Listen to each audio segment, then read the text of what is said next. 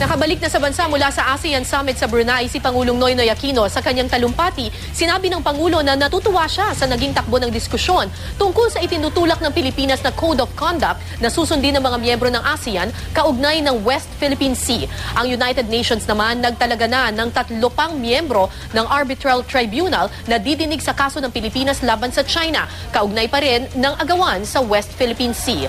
Umaasa ang Pilipinas na magiging pabor ang desisyon ng International Tribunal for the Law of the Sea o ITLOS sa petisyon nating ideklarang iligal ang pag-aangkin ng China sa ilang bahagi ng West Philippine Sea.